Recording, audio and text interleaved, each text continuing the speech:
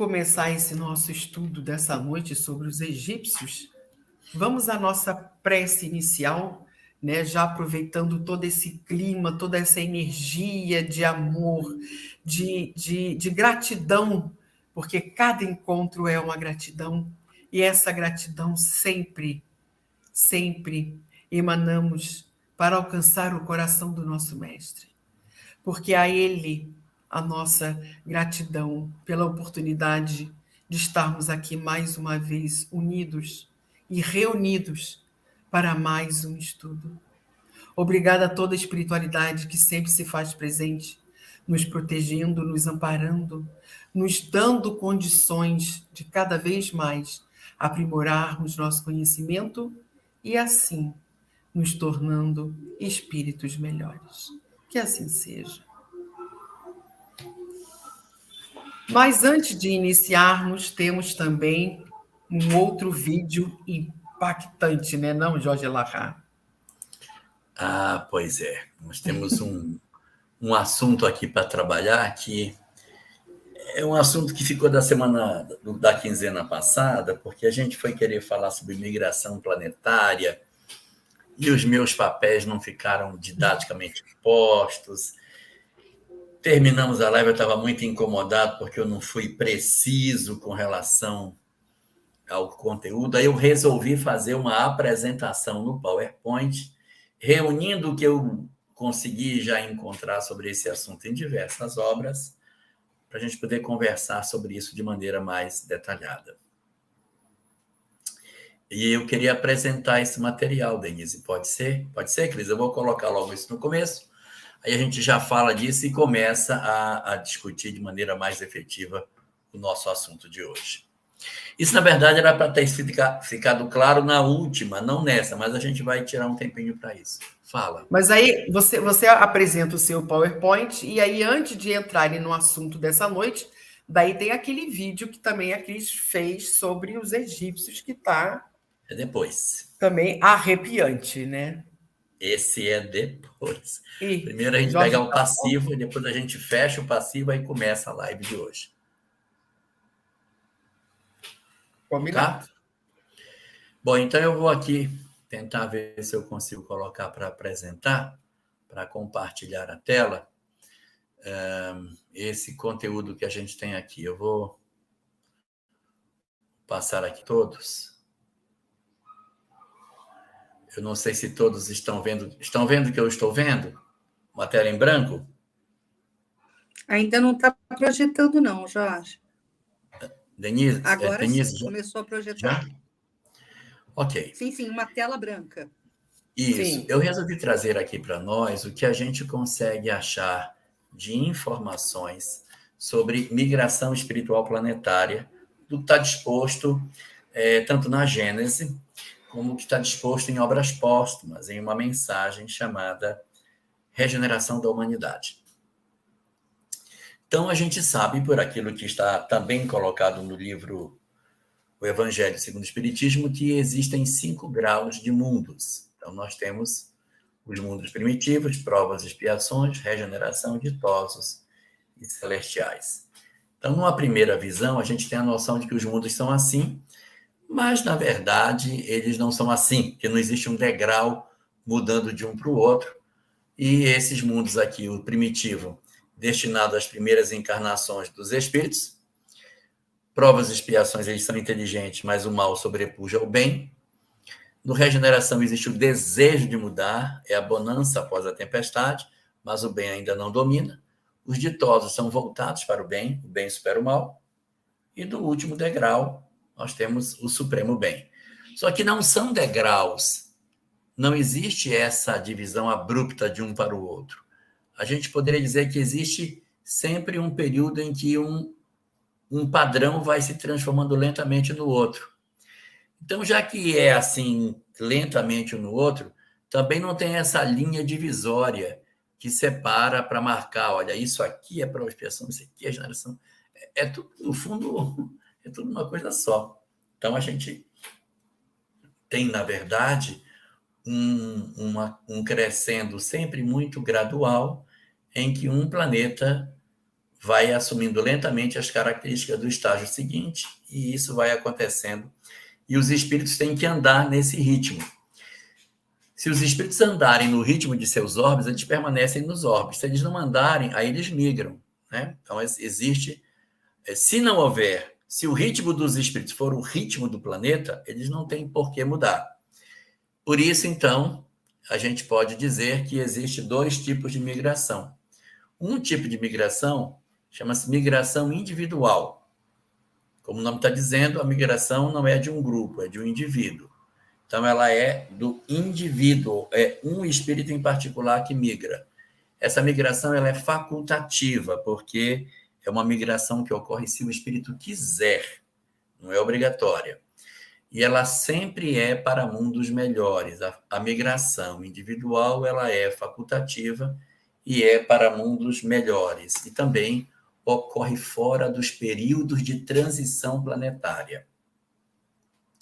Quando os planetas entram em transição planetária, cessam as migrações individuais, porque vamos precisar de todo mundo para enfrentar as turbulências da transição. Não sei se todos entenderam, então nós vamos fazer um exercício. Exercício. Nós temos um mundo A e temos um mundo B. Então, nesse mundo A, eu tenho um espírito que ele está aí, ó, ele é provas e expiação, e ele já está amarelinho, ele já está padrão regeneração. Só que ele está padrão regeneração dentro do período de provas e expiações, ou seja, ele se transformou fora da época da transição planetária, ele se transformou lá atrás. Não foi no período turbulento da transição. É uma Alcíone, por exemplo, uma Alcíone. O que acontece no espírito desse tipo?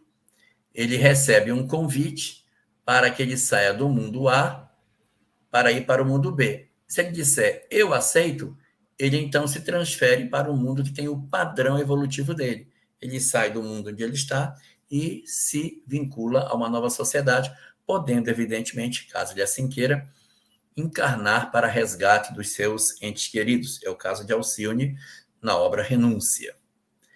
Exercício número 2, para que a gente veja uma segunda situação. Vamos lá.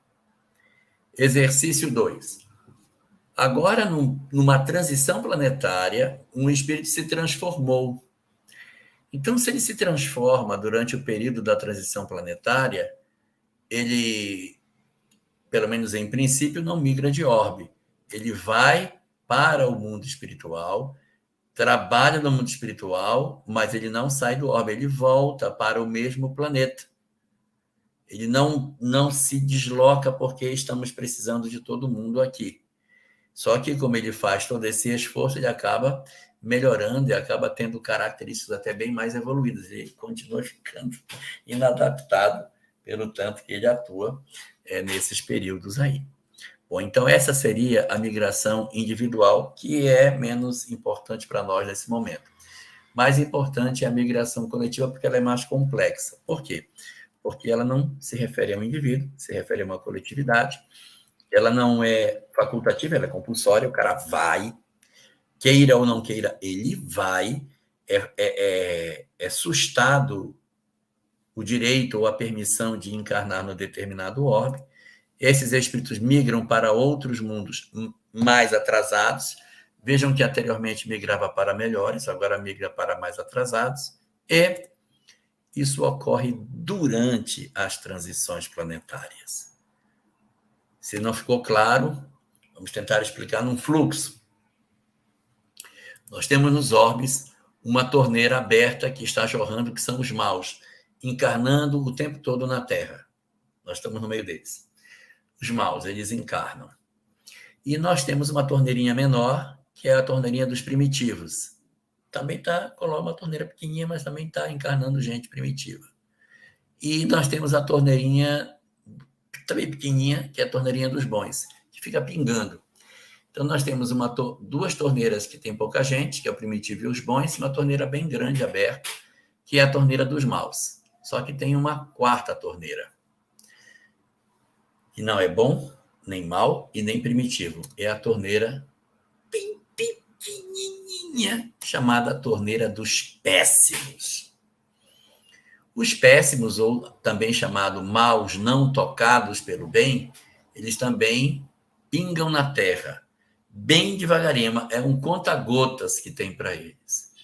Só que quando esse trabalho está acontecendo, é para que a gente analise quem permanece, quem sai, quem é que vai alcançar a condição aí, ó, de saída do orbe pela possibilidade de aproveitamento da transição planetária. Então, aí a gente encontra como objetivo maior esse processo de aproximação aqui e de saída nesse funil. Só que quando chega o período da transição, tá vendo esses péssimos que está aqui? Pois é, vai acontecer uma mudança nesses péssimos, porque os péssimos eles vão aumentar durante a transição. Essa torneirinha dos péssimos ela vai aumentar de tamanho e vai ficar maiorzinha, vai aumentar a quantidade de gente perturbada no orbe, até para que a gente consiga saber quem somos, ou seja, eles vão descobrir quem nós somos. São movimentos catalisadores, porque eles, como um ímã, atraem para essas doidices os espíritos que pensavam que eram bons e não eram. Então, os movimentos catalisadores aparecem e eles nos revelam por dois motivos. Eles ajudam por quê? Porque nos ajudam por eles, para que eles tenham uma oportunidade de mudar, quem sabe eles não mudam, e por nós, para saber se a gente se afiniza com eles, com essa loucura, e sai de cima do muro para mostrar que a gente não tem ainda a condição de permanecer, e se a gente os odeia, porque se a gente odiar, é sinal de que a gente também não está maduro para a transição. A gente tem que aprender a conviver com os desiguais sem odiar. Então, aí se dá a transição coletiva. Vamos para um exercício de transição, de migração coletiva. Vamos fazer um primeiro exercício, que foi uma primeira transição que a Terra passou. A Terra saiu da pré-história para a história. Vamos lá? A Terra era mundo primitivo, está aqui ela colocada. Tinha um mundo primitivo. A Terra, seria o mundo B, passando de primitivo para provas e expiações, aqui nessa transição planetária, saindo da pré-história para a história, e tinha um mundo C, ó. O mundo C que estava saindo de provas e expiações para a regeneração. Vamos dar nome aos bois. Esse primitivo eu não sei o nome. Esse que está em migração de primitivo para provas e expiações é a Terra. E esse que está de provas e expiações para a regeneração é aquele a quem chamamos de um mundo em torno da estrela Capela. Muito bem. Na prática, o que aconteceu? A Terra estava saindo da pré-história e eu tinha aí um mundo primitivo, que tinha um monte de gente primitiva lá.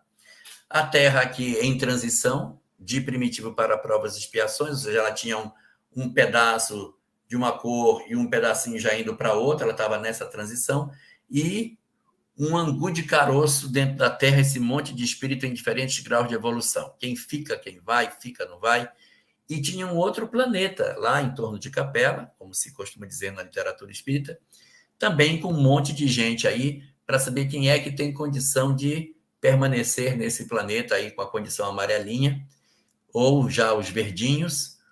E aí eu estou vendo que tem 2 laranjinhas lá dentro. Aqui na Terra tem um monte de cor e tem 2 que são bem vermelhinhos aqui, que é do primeiro espectro, o espectro dos mundos primitivos. Então, o que vai acontecer aqui? Vamos colocar para andar. O que foi feito? Todos os que têm inteligência rudimentar e que não conseguiram sair da pré-história não podem ingressar na história da Terra. O espírito, quando ele não alcança a condição mínima na transição planetária, ele migra para o planeta aonde ele se afiniza. Então, da Terra, alguns espíritos saíram daqui para irem para mundos primitivos, no período da saída da pré-história para a história, porque não acompanharam o ritmo natural do planeta. Então, esses migram para o ciclo anterior. Repete o ano letivo. Muito bem. Que mais a gente tem? Eu estou vendo que aquele planeta ali pode ceder para mim. Então, eu tenho gente inteligente, mas que é endurecida, que é interessante para cá, porque aqui os de inteligência rudimentar foram embora. Então, eu vou incluir inteligentes, mas ainda são endurecidos, porque me interessa a inteligência aqui. Quem são os mais atrasados desse mundo e que justificaria não terem condição de permanecer? Eu estou vendo que tem 2 ali que são mais parecidos com o meu planeta. E eu quero dizer para vocês que eu não mudei a cor, tá? Isso aqui é laranjinha e ele vai ficar laranja. Agora vocês vão ver o que vai acontecer. Quando eu tirar esses dois caras daqui, vou jogar na Terra. Quando eu tiro esse espírito e trago para cá, olha como ele fica mais amarelo. Lá, eu não mexi na cor, mas aconteceu isso automaticamente. No mundo onde eles estavam, eles eram retaguarda. Quando eles vêm para a Terra, eles se tornam vanguarda. Aqui eles são a vanguarda do conhecimento, enquanto lá eles eram a retaguarda. Bacana. Só que o mundo ali de transição de provas e expiações para a regeneração ficou sem gente. Então entra uma galerinha nesse lugar. E aqui na Terra, os espíritos migrados entram no planeta e são chamados por exilados, né? Então esses aí que chegaram, inteligentes, mas maus, vêm de uma transição que eles não acompanharam, ficam na Terra. O planeta de onde eles saíram precisa avaliar a possibilidade de ingresso de espíritos lá. Então, ingressam espíritos incríveis que não conseguiram alcançar o grau para permanecer nos seus orbes.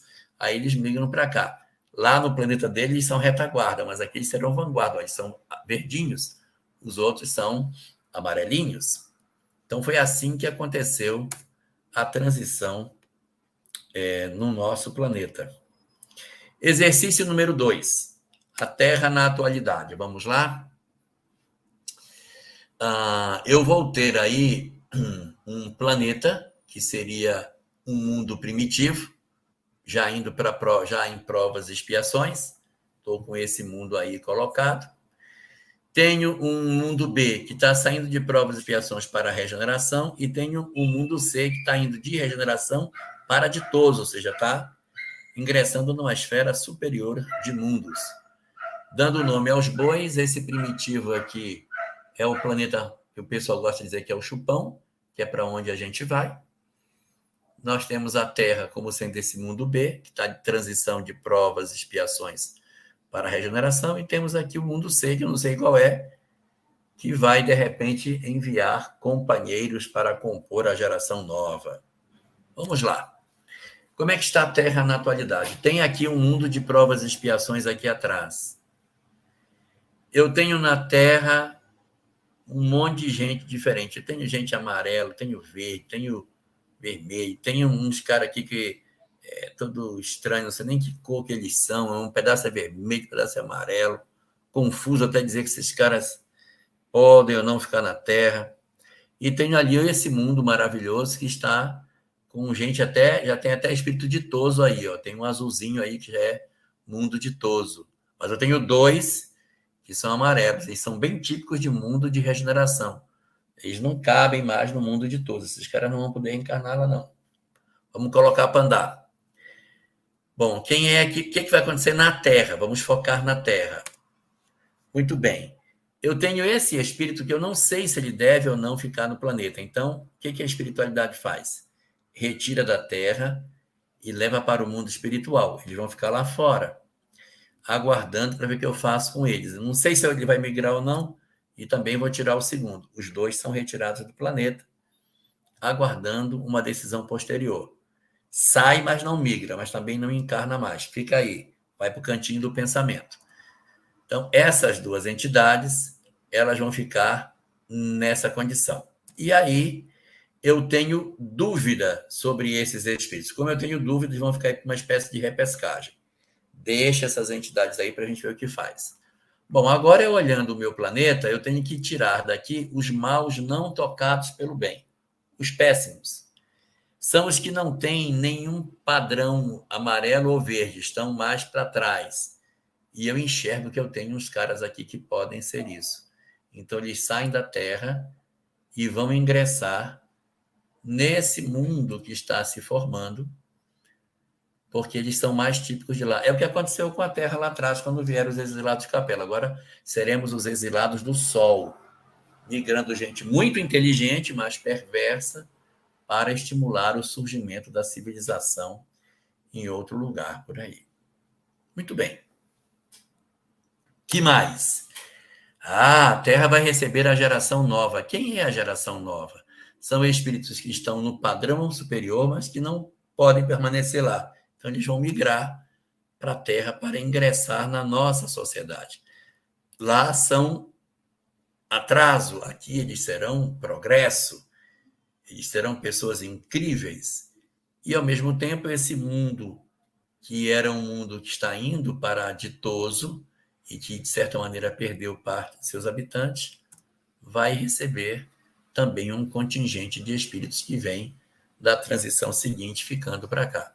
E, com isso, a gente recompõe a ciranda dos espíritos no processo de transição planetária. Aí sobraram aqueles 2 que ficaram lá fora. Lembra que tinha 2 aqui fora? Eu tinha esses 2 aqui. Preciso resolver o caso deles. Eles vão migrar ou vão ficar? Qual é a solução para eles? Nós temos que aguardar esses espíritos, a sociedade se transformar. Observe que agora na Terra só tem os amarelinhos, os verdinhos, tem um cara aqui meio chamuscadinho, mas esse aqui ainda dá para ficar, mas a Terra está bem melhor. Deve estar fazendo uma sociedade mais fraterna, mais humana, com menos desigualdade, com mais respeito ao meio ambiente, com mais conexão com Deus, uma Terra melhor. Agora está na hora de trazer o pessoal para ver como é que eles reagem a essa nova sociedade. Então, esse espírito que estava lá fora, eu vou trazê-lo para a Terra. Encarna, meu filho. Vamos ver se esse novo ambiente te influencia. E quando eu trago ele para cá, ele se sente contaminado positivamente e diz, sabe, eu gostei dessa sociedade mais organizada. Aí o mentor vai virar para o outro e vai dizer, tá vendo? Eu não falei que ele aguentava ficar por aqui? Se a gente tivesse migrado, olha aí, tá vendo? Ainda foi bom. Eu falei. E aí o outro também vai ingressar. E esse outro ele vai encontrar essa sociedade transformada e ele pode se adaptar ou não. E na medida em que ele já vem para essa sociedade mudada, ele não consegue se adaptar. Não, aqui é muito chato, é muito organizado, todo mundo é muito certinho, não dou conta disso, não gosto. E ele perturba essa sociedade. Então, confirma-se que mesmo com a sociedade transformada, ele não pode ficar. Aí vai fazer uma espécie de migração tardia. Aí o mentor que ficou calado da primeira vez vai virar para o outro e vai dizer, tá vendo? Eu não falei que ele não aguentava ficar? Tem que migrar. E o espírito migra para lá e a nossa conversa acabou. Ok? Denise? Olha, como diz Marlene Rosa, estou babando com essa aula inusitada, ilustrativa e incrível. Realmente, que aula, que aula. Mas nós já temos perguntas. Vamos deixar para o final, Elahá?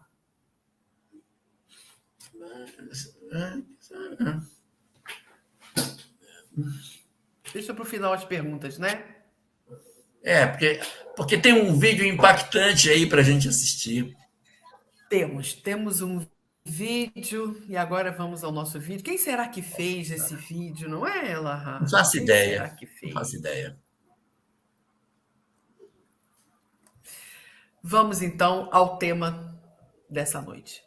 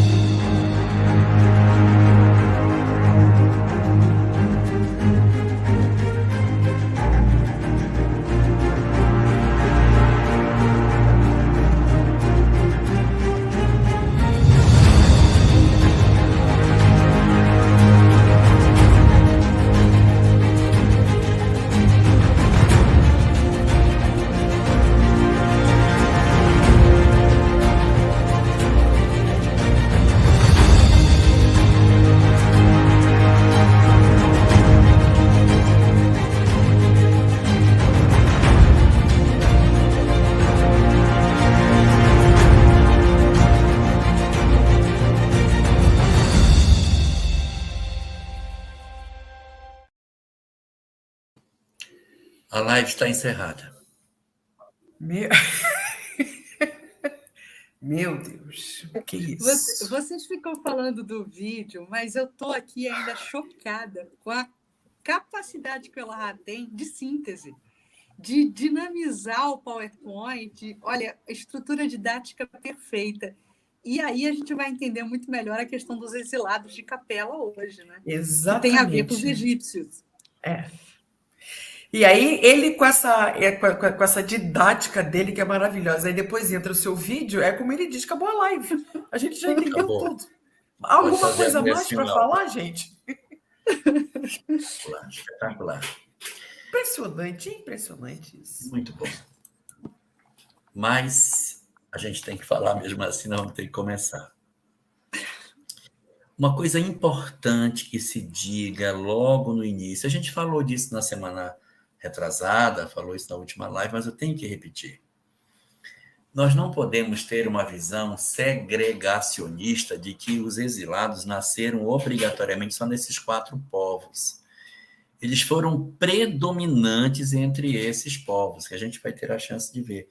Mas eles estiveram presentes em todos os povos. Ou vocês acham que os fenícios não tinham exilado? Que os persas não tinham? Esses caras eram gênios, os fenícios eram gênios. Dê uma olhada no que eles fizeram em Cartago. Veja a cidade de Cartago, na hoje Tunísia. Tunísia? Acho que é na Tunísia. Que eles montaram ali. É uma cidade extraordinária. Eles eram os donos dos mares, eles conheciam tudo. Eles tinham um porto circular, Denise. A cidade era de uma enseada e tinha um porto circular. E as embarcações aportavam no porto. Gente, a cidade de Cartago era um negócio espetacular. Não dá para não ter presença de entidades extremamente evoluídas. Eu já falei isso aqui umas 50 vezes, vou falar de novo, porque a gente já está velho e vai se repetindo. Se as pirâmides do Egito não existissem, nós não acreditaríamos que elas foram feitas. Não acreditaria. Ninguém, isso é mentira. Deve ter sido uma pirâmide dos 3 metros de altura, né, que os caras fizeram. Aí, com essa conversa fiada que tinha 146 metros, impossível. Está aí na tua cara, está na tua cara para você ver e não questionar. Então, esses povos migrados, eles vieram e se espalharam nos vários povos antigos. Esse é um primeiro ponto. E o segundo ponto é que não é também verdade que os migrados ficaram presos numa determinada cultura. Esse cara ele é egípcio, mas ele encarna na Grécia também, tá? Grego também encarna na Índia. Não tem esse lance de que o cara veio como espírito egípcio, ele ficou agarrado no Egito até o final. Não, eles tinham uma determinada característica predominante, mas essa migração para outras culturas acontecia. Romanos encarnando entre hebreus, hebreus reencarnando entre gregos. Isso tudo acontece porque o fenômeno da reencarnação não escolhe segregação de cor de pele, nem de cultura. A gente encarna em qualquer canto da Terra. Então, esse ponto inicial precisa ser visto para que a gente entenda essa cultura excepcional. É Tunísia, né, Teca? Muito obrigado. Eu falei aqui sem ter certeza. Bom, então, o que a gente vai perceber na dinâmica do nosso trabalho de hoje? Essa civilização belíssima que a Cris nos mostrou, e que eu tenho a impressão de que impressiona a todos. Eu sou profundamente impactado com o Egito. Eu tivesse que escolher um único povo, um único lugar para conhecer, se assim, você só pode ir a um lugar da Terra, eu diria, eu quero ir apenas e tão somente para o Egito antigo, não me interessa mais nada. O Egito é, para mim, o meu maior instrumento de fascínio. E é muito curioso observar que é uma coisa que demonstra bastante, Denise e Cris, essa presença dessas entidades, é que eles eram tribos nômades que viviam naquela planície ali, estavam todos, digamos assim, meio que desarticulados, sem uma liderança, eles eram povos simplesmente que viviam naquela região e, de repente, uma liderança surge. Essa liderança aparece e começa a aglutinar como uma espécie de líder tribal a reunir aqueles povos nômades em torno de clãs, de tribos, e ali naquele deserto, às margens do rio Nilo, lideranças locais vão se reunindo e vão se agrupando e vão se edificando enquanto povo. E aí, aproximadamente, aí, pouco antes de 3.000 antes de Cristo, ouçam o que eu estou dizendo. 3.000 antes de Cristo. Não é tão longe, não. São 5.000 anos. Aparece um faraó que unifica Buco. E surge o Egito. Aí eu quero ver o cara explicar para mim que não teve, mas não teve mesmo nenhum dedo de Deus nesse negócio, para que povos que estavam espalhados na planície, de repente, fizessem vum, e um império gigantesco. Gigantesco não no sentido de território, mas de cultura, de poder, de sabedoria, de inteligência, de arquitetura, de conhecimentos místicos, surgisse dessa forma. É uma coisa inexplicável. Cris Drux, como que povos que eram beduínos, que andavam por aquele deserto, de repente, como que virasse uma chave, e o cara diz: nós vamos começar a construir os nossos templos. Vamos construir um pensamento extraordinário. Vamos criar uma escrita, as doutrinas secretas, os nossos lugares místicos e a capacidade que até hoje a humanidade não sabe dizer como é que as pirâmides foram construídas. Ninguém sabe. Tem hipóteses, mas ninguém tem certeza. Foi exatamente assim que tudo aconteceu, a gente não sabe. Eu acho isso fascinante, Cris. Primeiro, sublinhando de novo, né, que essa ideia estrutural que você apresentou logo no início da sua fala, e que Denise sempre fala também dessa contribuição divina na constituição dos povos, né, nessa miscigenação estruturante, né, que dá mais força, que dá mais vitalidade, que traz ali todas as potencialidades unidas e convergentes. Isso é muito interessante. Isso realmente traduz a justiça e a sabedoria divina. Mas para ilustrar, Elahá, para colorir esse processo que você nos narrava, eu fui encontrar um parágrafo que é uma poesia. O texto de Leon Denis é uma poesia, né?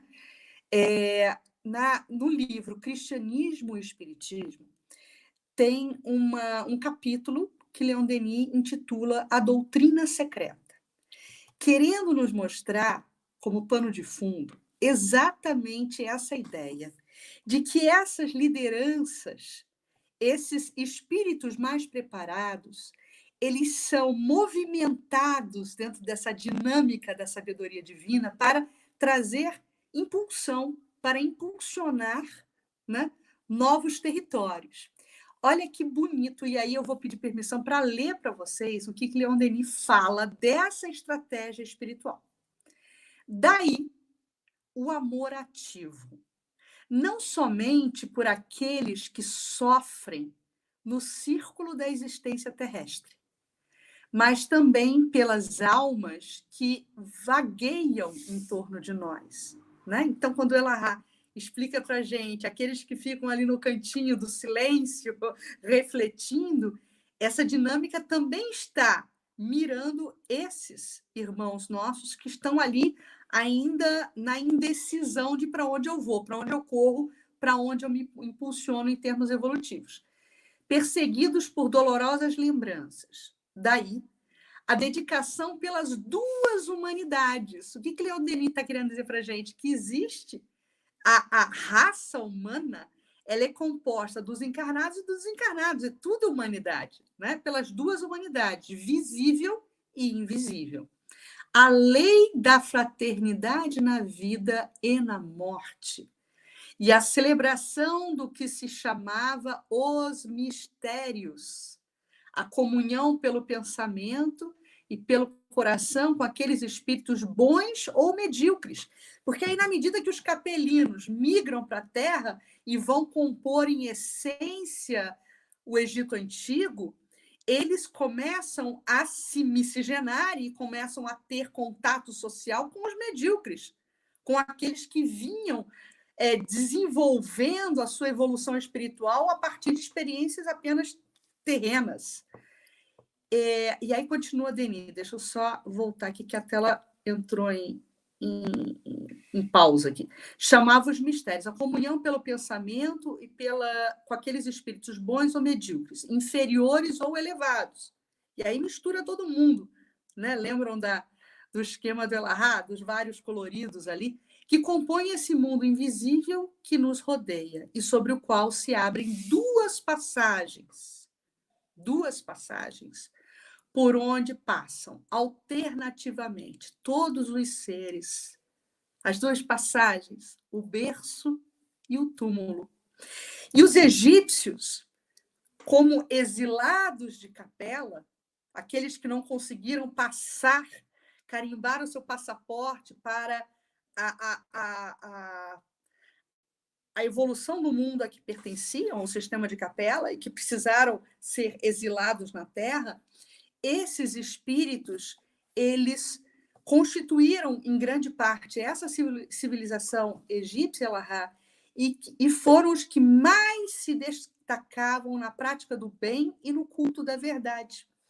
E aí é interessante que a gente vai poder desdobrar isso que Emmanuel nos narra, né, sobre vários aspectos, várias características do povo egípcio, né, no tocante aos mistérios, no tocante ao culto da morte. Por que Emmanuel fala, né, que os egípcios tinham um quê de politeísmo, mas era um politeísmo simbólico, porque existia dentro do grupo egípcio uma casta, né, um grupo de privilegiados que detinham ali o contato mais estreito, o contato mais direto com o sacerdócio, com os mistérios, e eles, sim, tinham a noção de um Deus único. É muito interessante, Emmanuel traz isso muito claramente para a gente nesse capítulo. Mas vamos aos poucos, né? Vamos por partes, né, Elarrat? Eu só fiz uma introdução aqui. Eles realmente serão um povo bem diferenciado dentre os que migram para o planeta. Mas só resgatando um pouco daquilo que a gente até comentou na live passada, não é para ninguém pensar que os capelinos chegaram na Terra ali naquele período do surgimento da civilização egípcia. Eles chegam bem antes, tá? Eles chegam na saída do Paleolítico para o Neolítico. São eles que constroem a última etapa evolutiva orgânica do homem no planeta. O surgimento do Homo sapiens tem o dedo dos migrados que impulsionam a genética. Então, eles habitam corpos profundamente ainda animalizados. Deve ser uma sensação horrível você olhar para o seu corpo e ver que você está habitando uma cultura completamente estranha, uma cultura totalmente primitiva, sem as condições de intelectualidade de onde você vem. E aí, eles vão construir uma religião aonde existe o chamado zoantropomorfismo. Você pode ver que todos os deuses egípcios, claro, Ísis e Osíris estão fora dessa jogada, mas o resto tem cabeça de chacal, tem cabeça de ibis, tem cabeça de não sei o quê. Por que os deuses têm essa mescla de homem com animal? Por que essa sensação de corpos animalescos? Eles vão representar isso, o surgimento do Cro-Magnon, Fernanda, exatamente. O homem de Cro-Magnon, que é a última etapa anterior ao surgimento do Homo sapiens, ela é erigida a partir dos impulsos de mutação genética promovidos pelos capelinos. E aí a gente vai perceber que essa presença dessa religião assim zoantropomorfista, ela está relacionada com as angústias de um corpo, de uma sociedade sem internet, sem ar-condicionado. Eles eram todos carecas, que eles raspavam a cabeça com um monte de piolho que tinha. Então era muito complicado, uma sociedade assim, era muito sofrido. Então, exatamente por isso, a sociedade egípcia era uma sociedade extremamente hierarquizada. Então, você tinha assim, no topo dessa pirâmide, você tinha a família do faraó, que ela não se misturava, tá? As castas, elas não se misturavam, assim, tinha até um pouco de semelhança com as questões lá dos hindus, mas eles não se misturavam com ninguém, para não despurificar o sangue, sabe? Então, você tinha no topo aqui a família do faraó, depois você tinha os sacerdotes, aí você tinha embaixo os escribas, porque sabiam ler. O faraó não sabia ler porque era desonroso, o escriba é que sabia ler, porque isso aí é coisa de quem sabe escrever, quem sabe ler, não é para mim, preciso disso. Então, tinha os escribas, embaixo vinham os soldados, aí vinham os guerreiros, vinham os camponeses, aí que vinham os escravos. Ela era toda estratificada. E os faraós, eles não tinham relacionamentos com a corte, assim, no sentido sexual. Então, era muito comum que as pessoas casassem entre si, os irmãos casavam entre si. Tanto que Tutankhamon, ele casou com a irmã dele, Anxunamun. Ele era casado com a própria irmã. E ele também é fruto de um relacionamento dessa natureza, que faz com que ele seja uma pessoa com algumas sequelas genéticas. Então, havia muito problema genético entre os faraós. As gravuras sobre Tutankhamon mostram ele sempre segurando uma bengala, que ele tinha um problema na coluna. A análise da múmia dele mostra que ele tinha algumas vértebras coladas, porque ele tinha dificuldade de movimentação. Ele desencarna muito cedo, com 19 para 20 anos, por conta disso. Então, havia uma estrutura social muito rígida. Porque, devido a essa dor da migração, eu não posso me misturar, Cris. Eu não posso. Eles são animais, eles não são gente. E aí a gente percebe os degraus imensos que existiam entre a corte e o povo. Porque nós temos uma compreensão de vida que eles não possuem. Eles são ignorantes. Eles são brutos. Me ocorre aqui uma expressão, a ideia da metempsicose, né, ela carrega com ela uma simbologia. É como se eles estivessem mergulhados, né, em corpos de irracionais, num ambiente de bestialidade. Então, o ambiente é de bestialidade, e daí porque eles traduzem, né, as figuras, as pinturas, as suas expressões artísticas, demonstram isso. Nós estamos vivificados novamente dentro de uma estrutura bestial. Né? Então, daí porque aparecem os corpos com cabeça de animais, né? Porque isso simbolizava, né? A arte traduz os sentimentos, né? Isso traduzia e simbolizava exatamente aquele sentimento, esse sentimento que você está nos evidenciando aí, Elahá. Aí, o que vai acontecer? Isso vai ter reflexo na religião. Sim, claro. Nesse texto que você está aí relembrando do Leon Denis. Por que existiam doutrinas secretas? Eu mesmo não deixaria esses caras se aproximarem do conhecimento que eu tenho, porque eles não sabem, eles não conseguem raciocinar, eles não têm condição de entender. Então, o que aconteceu em boa parte do mundo antigo, e o Egito não foi diferente? 2 doutrinas. Uma doutrina entregue para o povo, tem os deuses, são vários deuses, os deuses têm a cabeça assim, o outro. Aí tem o Deus disso, Deus daquilo, e o povo vai nesses deuses aí. Mas, para os verdadeiramente migrados, para as entidades inteligentes, para os que eles entendiam que não eram animais, que não eram irracionais, a doutrina secreta que você lembrou ainda há pouco.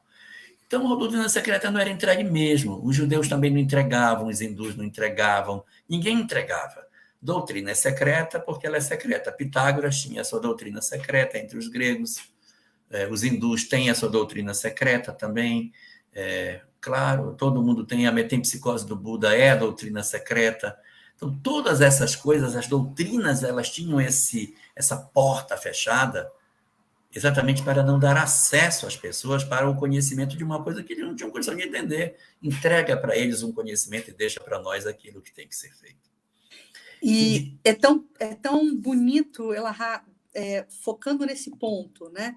Eu destaquei um parágrafo aqui, que às vezes na leitura a gente passa batido, mas esse parágrafo é tão importante.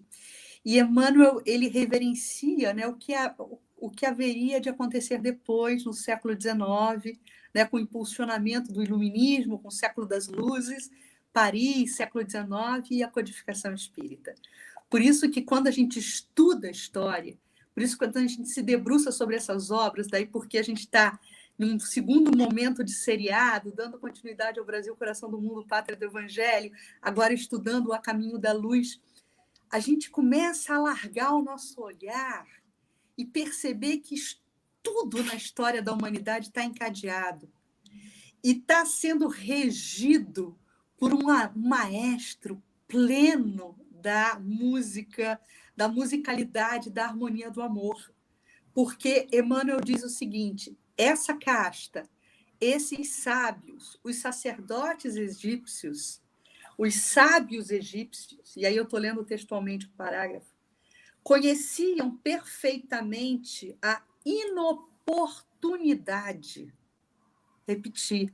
Conheciam perfeitamente a inoportunidade das grandes revelações naquele momento. Era inoportuno. Não. As revelações espirituais não poderiam acontecer naquele momento. Por quê? Porque os habitantes daquele contexto, daquela sociedade, não estavam maduros para determinadas revelações. Isso só viria a acontecer num segundo grande momento, se a gente levar em consideração as 3 grandes revelações da humanidade, na época de Jesus, já na Palestina, e na culminância desses momentos de revelação na Paris do século XIX. Naquela fase do progresso terrestre, aquele caldo cultural, aquele caldo social não tinha condição de agasalhar essas informações, que eram informações que eles não teriam condição de entender, né? Então, esses sábios egípcios, inclusive, revela Emmanuel, eles haviam guardado as mais vivas recordações, né, dessas recordações de capela, com todas essas potencialidades que eles trouxeram, e eles sabiam, eles tinham noção de um futuro, mas por respeito a essa inoportunidade, a essa não condição da conjuntura daquele momento, eles blindavam, eles se fechavam em doutrinas secretas. Né? Então, a gente passa a entender melhor tudo isso. É muito lógico. Claro. É muito lógico, porque assim, é uma solução que ela é aceita em diversos povos. Não foram só os egípcios que tiveram doutrina secreta. Em todos os povos têm doutrina secreta, porque o pessoal é ignorante, não vai entregar. E aí você vai entender que havia 2 doutrinas nos lugares. Para quem é migrado, eu preciso entregar um conhecimento mais confortável para que a pessoa consiga entender onde ela está. Então, havia Krishna, Buda, Sócrates, Confúcio, Fourier, Zaratustra, a Cabala, os Vedas, que vinham como revelações não globais. As revelações elas eram locais. Que o objetivo delas não era o mundo, o objetivo delas era os migrados. Então, quando o Krishna traz para os migrados. Quando o Buda vem para os migrados. Não são doutrinas universais. Então quer dizer que ela não presta? Não. Elas prestavam tanto que a humanidade não tinha condição de entender. Então, ali se separavam os homens dos meninos. As pessoas encontravam com essas doutrinas, eu entendi. Eu não entendi. Então, fica para cá. É tão profundo o Bhagavad Gita, é tão profundo o pensamento do Buda, que muita gente não conseguia entender. Então, pega só a pele da doutrina dele. Então, ficavam só com a pele da doutrina. E assim acontecia também com os egípcios. Ficava só com a pele dessa doutrina. Mas eles tinham uma fixação pela morte, né? talvez tenha sido a civilização que mais cultuou a morte. E é uma coisa interessante, que até uma curiosidade, né? O rio Nilo está aqui e o sol nasce no leste e pousa no oeste, né? Então, o sol nasce lá do lado leste do Nilo e pousa do lado oeste. Não tem nenhum túmulo do lado leste. Todos os túmulos são do lado oeste, onde o sol se põe, porque assim é a vida. O sol nasce, é a vida. Quando se põe, é o ocaso, o crepúsculo, é a morte, mas vai ter a retomada. Então, eles sonhavam com a morte, eles sonhavam com a preservação, porque tinham que voltar para casa. Preciso demais voltar a viver. Estou preso, estou cativo aqui. Quero ir embora desse lugar. Quero voltar para a companhia dos meus deuses. Porque, se você perceber, os julgamentos que aconteciam nos símbolos egípcios, os que eram aprovados iam viver com os deuses.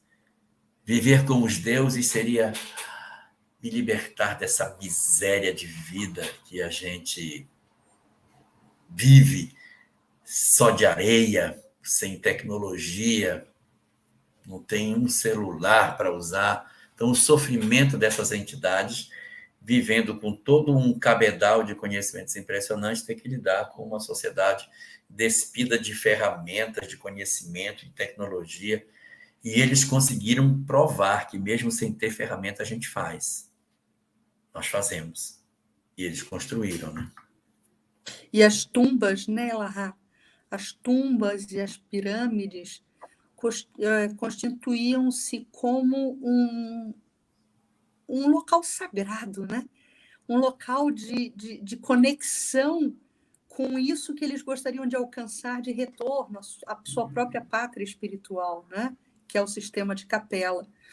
Então, a gente percebe que eles faziam todo aquele contexto, a construção de todo aquele contexto de uma forma realmente sagrada, né? Dando uma solenidade, trazendo uma solenidade e construindo esses locais onde as múmias, né, dos faraós eram depositadas, né, após a desencarnação, em locais ali quase que preparados, quase que não, certamente preparados para serem invioláveis. E aí é muito interessante, porque Emmanuel nos revela também no capítulo, nos traz essa informação, que os egípcios, né, eles traziam, já carreavam consigo, né, nesse processo migratório, noções muito claras da mediunidade, né, da reencarnação, da pluralidade dos mundos habitados. Então, as bases filosóficas do entendimento, né, da dinâmica espiritual em conjugação com a dinâmica da dinâmica física, estavam todas ali já assentadas, né? Logicamente que só se trabalhava com esses componentes, com essas ideias, os mais cultos, né? E é muito interessante também porque eles tinham a ideia do duplo espiritual. Emmanuel nomeia dessa forma. Os egípcios tinham a ideia do duplo espiritual. O que é o duplo espiritual? É o que depois se descortina através da ciência espírita como o perispírito. E que os hindus também depois, né, ou em paralelo ali, em uma outra grande estrutura de nação e de povo, iria trabalhar de uma forma tão significativa com essa noção desse perispírito, né, dos chakras, né, de todo aquele entendimento, inclusive voltado para o equilíbrio, para a saúde. Então, são noções que a gente vê que nessas migrações, esses espíritos eles carregam essas noções e começam a contribuir com essas noções para a evolução do próprio planeta, para a evolução da própria sociedade, né? E essa noção do duplo espiritual, essa noção da ambiência, dos miasmas, de todo aquele preparo da mumificação, rende, inclusive, até entendimentos, né, que viram, fugiu agora a palavra, mas que viram mitos, né? Em relação a, por exemplo, as pirâmides, ao ocorrido, né? Realmente me fugiu a palavra, que as pessoas passaram, a equipe, né, do Lorde Inglês, que acaba irrompendo a tumba de Tutancâmon, né? A praga, né?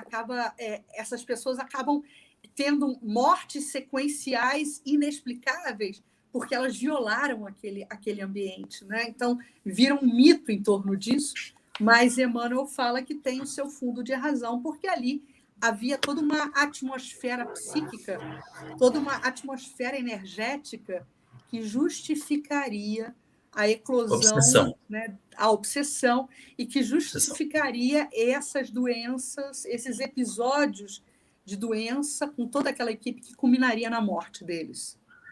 Tem o aspecto patogênico, que você respira um ar que está ali dentro de sei quanto tempo, com uma bactéria que você não sabe nem qual é. Então, isso também não pode ser descartado, mas tem um aspecto espiritual também. Claro. Eu queria mostrar uma coisa aqui. Eu acho que a Denise Balô pode mostrar para a gente. Eu quero mostrar um negócio. Não quero que ninguém se assuste. Mas só para a gente ver como o negócio é interessante. Eu pensando em mostrar uma coisa aqui. Não sei se vocês estão vendo o que eu estou vendo. Vem o que eu vejo? Projetar. Sim, sim. Olha. No lado direito da tela aparece o olho de Horus, que é o símbolo da imortalidade da alma, a conexão da alma com a vida imortal. Aqui está o símbolo da imortalidade, o olho de Horus. Dentro da estrutura do nosso cérebro, se você fizer um corte no cérebro, bem no centro do cérebro, mas é no meio mesmo, cortar os dois hemisférios do cérebro, direito e esquerdo, você cortar no meio, existe essa estrutura aqui no meio do cérebro. Olha como parece o olho de Horus. Está percebendo as semelhanças das estruturas? Esse negócio aí que está escrito um 45 do lado é a glândula pineal, tá? Uhum. Então, existe o olho de Horus. O olho de Horus, ele representa, de alguma forma, eles tinham informação sobre isso, embora eles não tivessem com o cérebro uma relação de respeito, que eles tiravam o cérebro depois do cara morrer. O cérebro ele era retirado, estripado pelo nariz, eles tiravam todo o cérebro e empurravam gases no cérebro. Mas é muito surpreendente esses conhecimentos que eles possuíam. E até hoje, algumas doutrinas do momento presente que vivemos ainda se vale dos conhecimentos egípcios para que eles consigam tirar determinadas informações sobre magnetismo, sobre conhecimentos espirituais, herdados dos saberes egípcios. Aí eu queria aproveitar para falar uma coisa que é bem curiosa. Nós temos alguns faraós bem interessantes. No período do Antigo Império, que são várias as dinastias. Você tem o pai que passa para o filho, que passa para o neto, que passa para o bisneto, isso é uma dinastia. Aí ocorre uma revolução, pabuf, aquilo quebra, começa tudo de novo. Aí outra dinastia, aí um pai passa para o filho, passa para o neto, aí fica ali uns 200 anos, aí cai de novo, outra dinastia. Na quarta dinastia é quando aparece Quéops, Quéfren e Miquerinos, que é pai, filho e neto. São três grandes faraós que são os que constroem as 3 pirâmides. E a gente sempre vê uma pirâmide que tem no topo um negócio diferente, assim, tipo um chapéuzinho no topo da pirâmide. Todo mundo pensa que aquela é de Quéops, não é, aquela é de Quéfren. Aquela é a segunda maior. A de Quéops é a primeira. Se você olhar as 3, ela tem Quéops, Quéfren, é a do meio, Miquerinos é a menor da direita. E a gente sempre que vê, o cara pega aquela do meio e a gente vai ficando com a imagem de que aquela é a grande pirâmide. Não, a grande pirâmide é a primeira daqui. E eles constroem essas pirâmides e só depois de 1000 anos é que volta a ter um faraó assim, extremamente importante no Egito. Você vê como é lento o processo. Esses faraós, eles vão existir num período, estou arredondando a conta, 2.500 anos antes de Jesus. Então, é um período que não é tão longe. A gente pensa, a pirâmide foi há 10 mil, não é. É período agora, 2.500 anos antes. Moisés é 1.300, eles são quase 1.000 anos antes, mais de 1.000 anos antes de Moisés. 1.000 anos depois é que vai aparecer uma segunda leva de faraós interessantes, que é quando aparece ali a figura de Hatshepsut, que é uma rainha, ela é rainha do Egito, e essa mulher, ela não deixa o enteado dela tomar conta, porque o enteado dela era um cara muito interessado em conquistar o mundo, era Tutmoses III. Aí Hatshepsut segura o império na mão dela, e ela se torna rainha do Egito por 10 anos e não deixa o enteado assumir. Aí o enteado faz uma conspiração para tomar o poder dela e diz, olha, o Egito precisa de um rei, não pode ter uma rainha. Você tem que cair e eu tenho que assumir. Aí os sacerdotes, é verdade. Você tem que, uma mulher não pode comandar o Egito. Aí ela, tudo bem, eu concordo. Vocês têm razão. O Egito precisa de um faraó. Aí ela vai lá para dentro, quando ela volta vestida de homem, usando uma barba postiça, ela diz, eu agora sou Hatshepsut, o faraó do Egito. Aí governa mais 10 anos. Aí depois o enteado dela vai governar. Ele é o grande conquistador, é o único período do Egito que ele invade outros territórios. Existem obras que fazem uma ilação de que ele seja a reencarnação de Napoleão, por isso esse ímpeto de ser assim conquistador. E logo depois de Hatshepsut é que a gente vai ter Akhenaton e Tutankhamon, eles são ali próximos uns dos outros. Vai ser aí uns 100, 200 anos depois é que vai aparecer Akhenaton. E Hatshepsut, ela é importante porque é ela que manda construir o livro para os mortos. Então, esse livrinho, ele não se chamava Livro dos Mortos. Em egípcio, ele chama-se Caminho para a Luz. Podia ser a Caminho da Luz, mas era Caminho para a Luz. Olha o nome do livro. Porque ele ficava dentro do sarcófago, do lado da cabeça do faraó, porque quando ele morresse, ele iria consultar para ver quais são as preces que a gente faz, qual é a atitude que o morto tem que tomar quando ele se descobrir morto. Então, isso tudo era a providência tomada pela Hatshepsut para orientar os faraós na morte. Quando o pessoal começou a arrombar os sarcófagos, eles sempre viam um livro do lado do morto. E passaram a dizer que aquele era o livro do morto. O livro do morto passou a chamar o livro dos mortos. Mas o nome dele era Caminho para a Luz. Lá estavam as orações, estavam as orientações do que ele deveria fazer depois da morte. Uma espécie de manual. E ela se torna importante porque ela que diz, bota essa tradição oral tudo no papel e põe dentro do sarcófago, porque senão o cabra vai se perder. E depois dela é que vai aparecer Akhenaton, que é o faraó que considerou a ideia de um único Deus, que era o Deus Sol, era um Deus material, mas era. E depois seu filho, Tutankhamon, que vai ser aquele que vai desencarnar com 19 anos de idade. Aí a gente tem alguns faraós importantes, Ramsés II, que também foi um faraó muito, muito realizador, os templos, as coisas todas.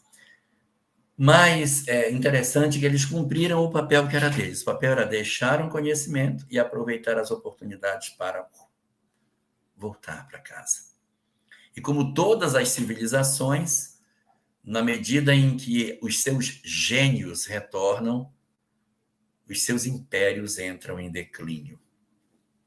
A história do Egito é cheia de declínio. Então, você tem... Por que não fizeram mais pirâmides tão extraordinárias no futuro? Porque os gênios foram saindo, aí ela vai, até que o império não tinha no passado. Eles voltaram, Cris. E o Egito de hoje não é nem sequer uma sombra daquilo que foi no passado, né?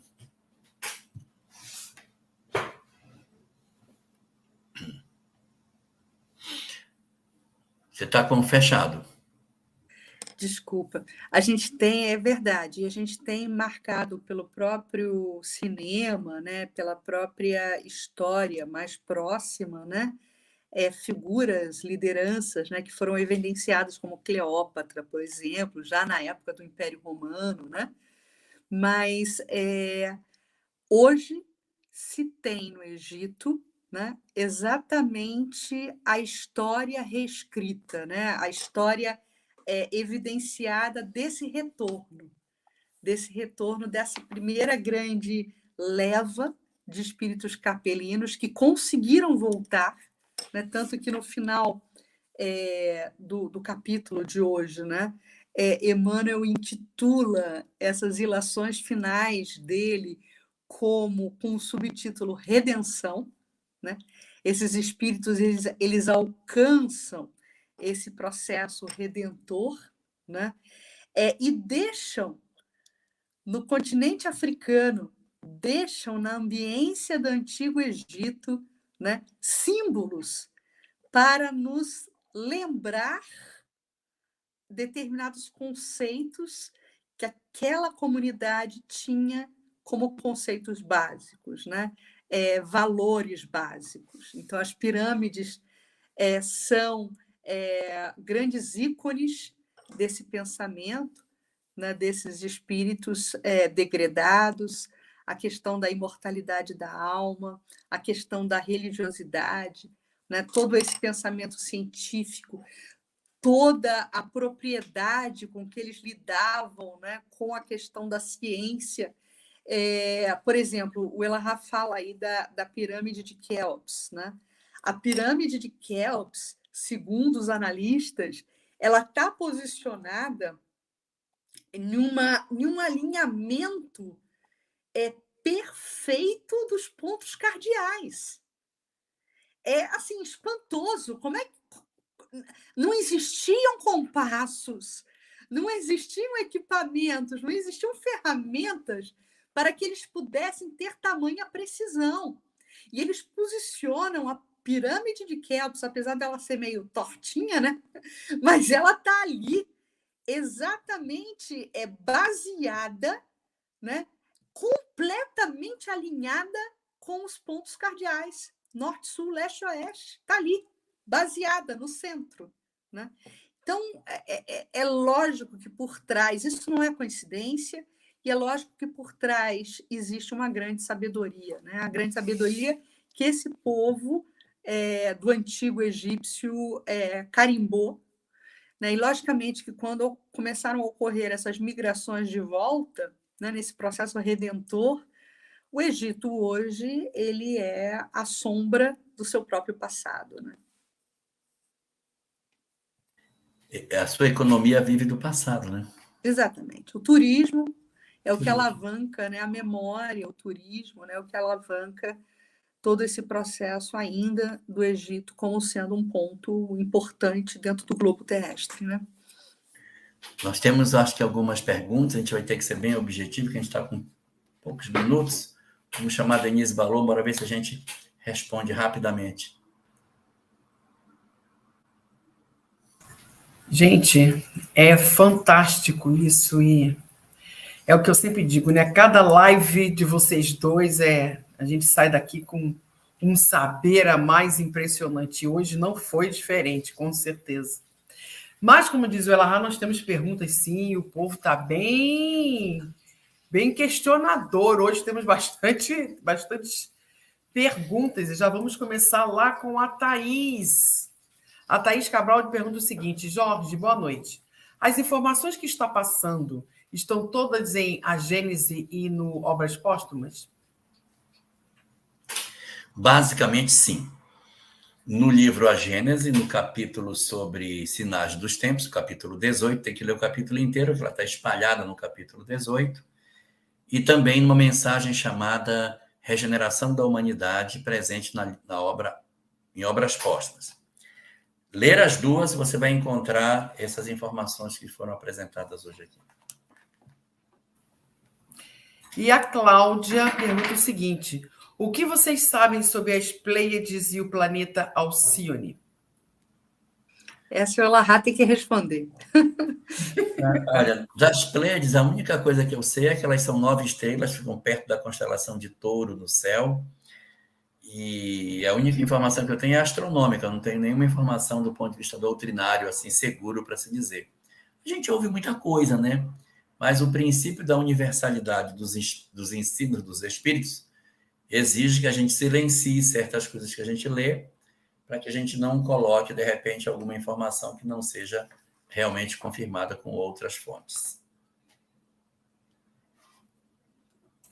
A próxima é da professora Josi, de matemática, que ela diz o seguinte: boa noite, amados. A mutação da pele negra para a pele amarela e branca teriam sido imprimidas no mundo espiritual? Eu estou lendo agora uma obra que também não é espírita, mas é uma obra muito interessante, boa mesmo, grossura, em que ele discute esses processos de mutação, como é que eles teriam acontecido. Ele diz que são ensaios que vão acontecendo, e o cara que está escrevendo é espírita, assim, mas a forma como esses ensaios ocorrem mostram para a gente a mão invisível atuando, porque quando essas mutações aconteciam, elas acontecem sempre, e favorece a reprodução desses seres, aí esse gene se especializa e se generaliza. Quando a mutação dificulta, aí ela desaparece. Então, a transformação da pele negra para a pele branca foi em função das migrações mesmo. Eles foram migrando para novos ambientes, mais frios, aí tinham que ter mais pelo, tinham que ter outra estrutura adiposa, a forma como o depósito de gordura acontecia para enfrentar o clima mais severo que teriam em outras regiões do planeta, foi promovendo uma alteração. Assim como na região onde tem muito sol da África, se a mutação para a pele branca acontecesse ali, eles sobreviveriam. Então, cada pele para cada lugar do planeta, porque se adapta melhor ao clima e às condições que aquele lugar exige. Então, as mutações, elas foram resultado do fenômeno de adaptação do ser às condições daquela região, daquele lugar. Incrível. Trabalhada no mundo espiritual? Sim, também, mas... Sim. As duas coisas acontecem, né? Combinadas, recuperando aqui as aulas de biologia, né? Eu sou de humanas, não sou de exatas e nem da ciência, né? A gente lembra, né, da questão do fenótipo e da questão do genótipo. O genótipo, sim, dentro do entendimento, né, mais alargado da vida espiritual, ganha ressonância com a questão perispiritual. Né? Então, o perispírito vai imprimir no corpo, né, determinada carga genética, porque o espírito, né, traz aquelas condições e imprime essas condições no corpo. Então, a gente está falando no âmbito genético. Agora, no âmbito do fenótipo, acontecem essas adaptações. Então, é o fenótipo e o genótipo ali interagindo para a constituição desse ser encarnado, né? E a Sandra pergunta o seguinte: visto que os espíritos da chamada geração nova são também espíritos degradados de seus mundos em evolução, quais os riscos para nós de supervalorizá-los? Na verdade, o que o capítulo 18 da Gênese diz é que a cada criança renascida no planeta, ao invés de um espírito propenso ao mal, haverá uma criança propensa ao bem. Ela é propensa ao bem. Mas eles são muito melhores do que nós, porque eles estão propensos ao bem e nós somos propensos ao mal. Eles podem não ser o suprassumo da perfeição, até porque não tem por que eu botar por que eu vou colocar um espírito que é o suprassumo do universo para encarnar na Terra como se fosse o seu planeta? Não tem sentido. Se ele vai incorporar na sociedade terrena, se ele vai integrar a sociedade terrena, ele tem que ser um espírito típico de regeneração, senão não faz sentido. Só que por que eu tiraria um espírito de outro lugar para trazer para cá? Por que eu faria isso? Qual é o sentido que tem eu pegar um espírito que tem plena condição de viver em regeneração e botar na Terra? É porque ele tem plenas condições de ficar aqui, mas não tem condição de ficar lá. Só que ele é espírito de transição indo para ditoso, mas só que ele não conseguiu ir. Então ele caminhou toda a etapa de regeneração. Em relação a nós que vamos ingressar em regeneração, ele está muito na nossa frente. Então, eles verdadeiramente são muito melhores do que nós. Mas eles não são perfeitos. É como você comparar o homem primitivo que saía das cavernas, com um gênio que encarnava no planeta, mas que era mau. Se eu olho o conhecimento desse homem, eu não posso comparar um homem que era nativo do planeta com um espírito migrado super inteligente, mas mau. Ele tem um conhecimento absurdo, mas ele tem ainda lacuna. Só que, para mim, é muito útil esse espírito.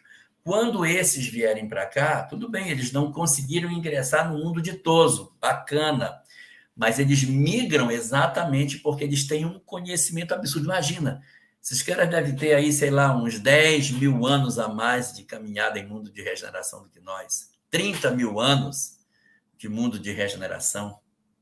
O que esses caras não sabem? O que eles já não aprenderam? O que já não desenvolveram de pensamento, de experimentos de sociedade? O que eles não sabem de como é que a sociedade tem que se organizar, como deve ser o modelo de organização dos povos, de respeito ao meio ambiente, soluções que foram dadas na maneira de conviver, de pacificação, de diplomacia.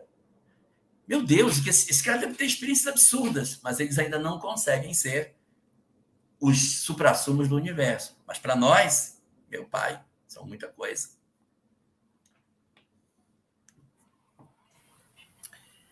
E o Sérgio pergunta o seguinte: nós que nascemos em lar espírita, que aceitamos sem questionar e em paz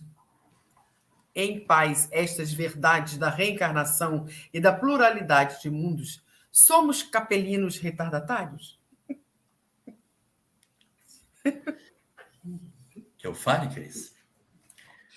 Por favor, depois a gente dá um pitaco também. Tá bom. É provável que sim. É provável que sim. Por quê? Porque alguns que são retardatários, eles continuam maus. Verdade, tem um pessoal que era de capela, continua mal, vai migrar de novo. Mas tem um pessoal que já se transformou e está somando o conhecimento que tinha com as verdades que conheceu na Terra. Então, nós temos, sim, algumas pessoas que estão entre nós e que são espíritos que são antigos no planeta e que migraram para cá. Há muitas pessoas que, olha, eu faço regressão, eu me vejo na Grécia, eu me vejo em Roma, mas eu não me vejo na Grécia, não me vejo em Roma como um lavrador. Eu não sou um camponês. Assim, olha, eu era na Grécia, eu era um soldado romano. Olha, eu era na Grécia, eu era uma pessoa, e era uma sacerdotisa.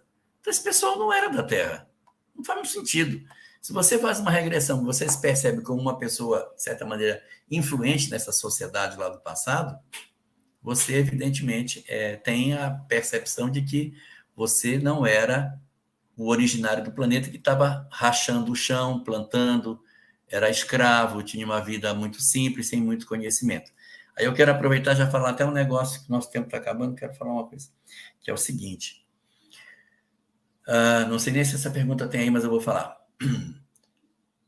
Hoje a gente consulta as obras desses grandes gênios do passado, como Sócrates, como Buda, Krishna, e diz, gente, mas isso aqui é espiritismo puro. Impressionante isso. Que coisa incrível.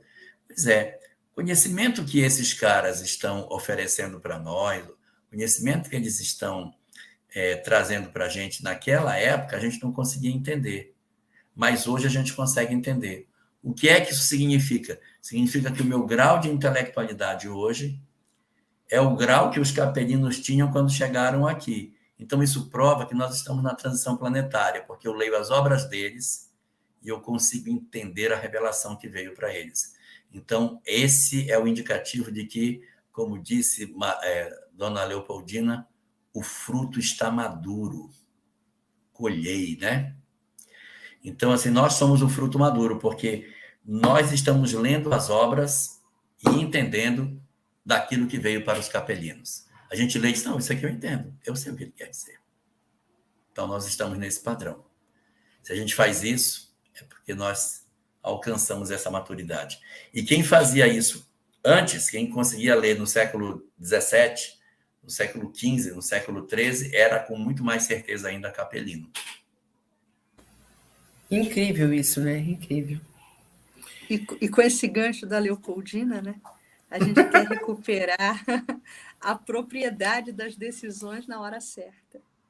Porque nós estamos, né, olhando aí nesse recorte histórico, num novo momento de guinada. Claro, né? Momento de transição planetária é momento de guinada. E é novamente quando os véus caem. Então, os véus estão caindo. Nós estamos tendo acesso a essa leitura que o Elarrat citou e estamos tendo entendimento dela, né? Temos já a condição de decodificar muitas coisas. As informações começam a fazer sentido para nós. Isso nos mostra maturidade. Isso nos mostra que o fruto está maduro, o pomo está maduro. Não dá mais para retardar atitudes, né? E há mais de 2000 anos o convite está posto. Vamos olhar, né, para esse voo, né, da moralidade, vamos olhar para esse voo necessário, tão necessário, né, para compor esse binômio da moralidade com a intelectualidade. E esse convite está posto, e esse convite está aí, e a hora de se tomar atitude é agora. Não dá mais para postergar, né? Não dá mais, não cabe preguiça, não cabe malemolência, não cabe recalcitrarmos, né, diante desse convite. E eu acho que ecoa, não só na história da humanidade, como ecoa também dentro de nós, porque temos essa consciência que a hora é agora. A hora é agora, e a gente tem que se mobilizar para poder participar, né, com o louvor dela. É o que eu sempre digo, é agora ou agora, né? Nós não temos mais opção, não. É agora ou agora, simples assim. E o Ricardo, ele faz o seguinte questionamento aqui, que é bem longo, inclusive. O Ricardo pergunta assim: seria uma imanência circular em constante profusão a inteligência suprema de Deus, surgida da causa primeira das leis naturais universais, promanando-se no infinito existencial da vida? Viriam então daí as razões de serem cíclicas as relações entre os espíritos quando encarnados nos orbes para aprendizagens evolutivas que, tendo por força guiadora a luz da sabedoria divina, precisariam mesmo ser processos circulares, circulatórios ao mesmo tempo circulantes, para estarem dentro da existência de Deus? Gente, que pergunta do Ricardo, né? Eu faria o seguinte: bota o primeiro texto, só o primeiro. O primeiro. Isso. A inteligência suprema de Deus surgida da causa primária. Ela não surge da causa primária. A inteligência suprema de Deus, vírgula, a causa primária das leis naturais universais. Ele não surge de, que é o mesmo objeto. E com relação a isso, eu substituiria o circular por helicoidal. O movimento não é circular, porque circular a gente não promoveria progresso. O movimento helicoidal é o da mola, em que a gente vai, cada vez que volta, está um passo acima. Eu vivo experiências aparentemente semelhantes, mas profundamente diferentes. Então, isso acaba sendo importante, porque a gente volta para um cenário, mas com outras leituras totalmente distintas. Então, não é circular, é um movimento helicoidal que o espírito vai fazendo, uma espiral progressiva que a gente não tem noção de onde isso vai parar. Aí a Estela, então, pergunta: ainda hoje não temos condições de entender esses mistérios ou estão revelados pelo Consolador? Isso eu já comentei ainda há pouco. Não sabia que essa pergunta estava. É isso mesmo. O Consolador traz para toda a humanidade, ele abre as portas das escolas secretas. Então, as doutrinas secretas todas as suas portas foram retiradas. Então, hoje, todo o conhecimento que estava segregado num lugar onde apenas poucas pessoas conheciam, foi entregue uma nova era para a humanidade. E vamos atentar ao processo como isso foi feito. Porque o Consolador, a terceira revelação, a doutrina espírita, ela surge dentro de um contexto plural. Não é alguém que revela. É uma comunhão de esforços, é uma ação coletiva. Então, ela ainda traduz, né, filosoficamente, nos ensinando, inclusive, sobre a culminância do processo, que a beleza está na soma. A beleza, ela é colaborativa, ela é solidária, e a verdade também é solidária. Então, não existe uma figura central nesse processo ápice do descortinar do véu, do entendimento de todos os mistérios, do entendimento de tudo que é sagrado, né? Esse processo ele é construído e constituído por um processo colaborativo do mundo espiritual, os espíritos. É plural. Aí a gente começa a ver a magnitude Revelação do processo. coletiva. Exatamente, a revelação O é Espiritismo é a primeira revelação coletiva, todas as demais foram individuais. Exatamente. Todas as demais. O que já denota mais maturidade, né? Sim.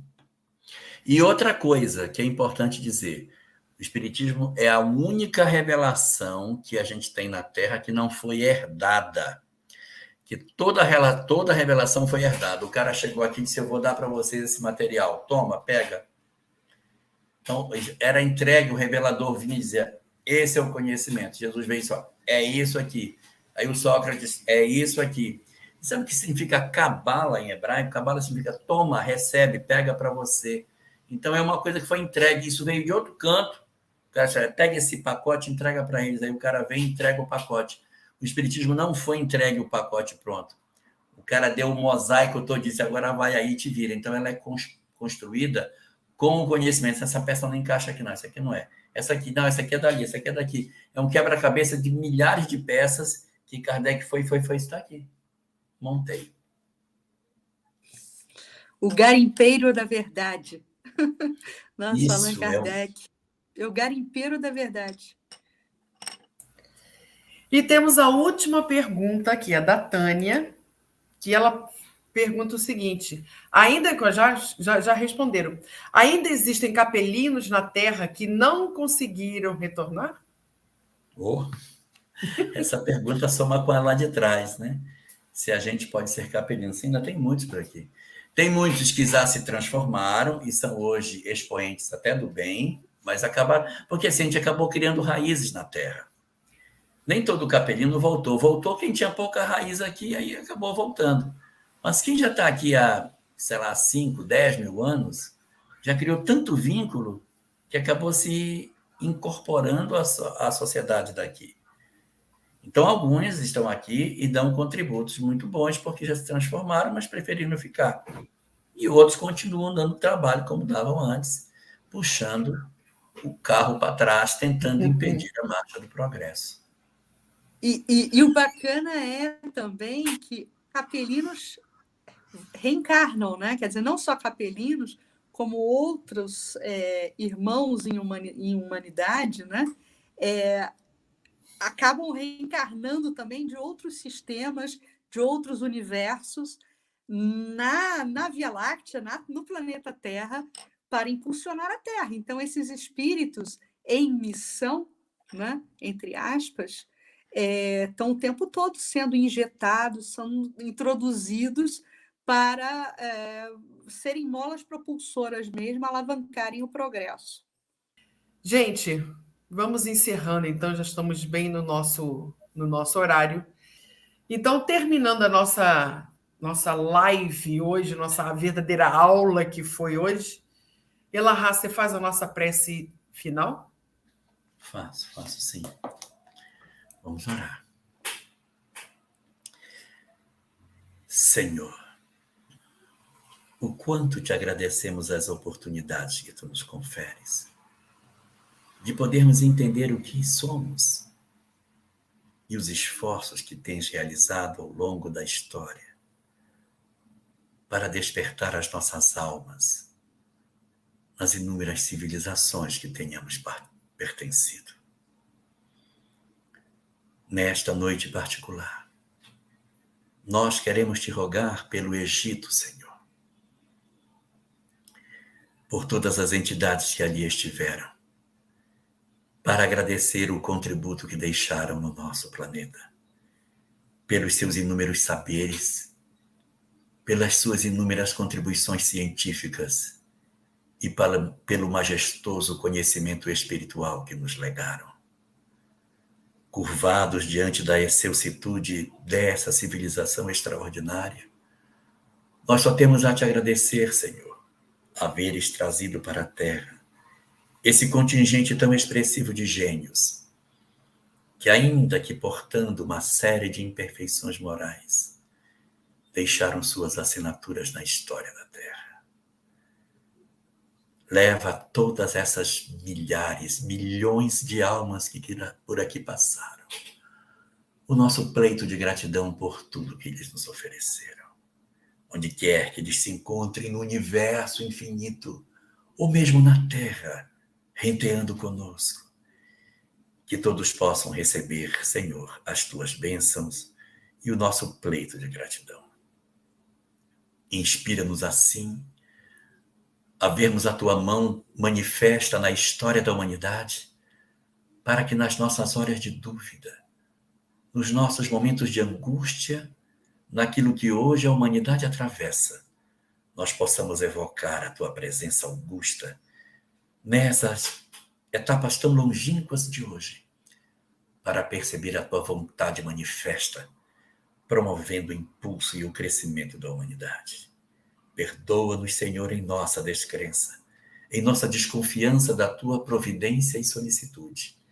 E te pedimos que nos abençoes, para que nos inspiremos cada vez mais em todos esses saberes, para que as nossas almas se fortaleçam no propósito de melhor compreender que é assim que tu te manifestas, e dessa maneira fortalecermos os nossos propósitos de acreditar na humanidade e na tua presença soberana, guiando os destinos da nossa humanidade. Obrigado por tudo, Senhor. Abençoa nossas almas e nos guarda na tua paz.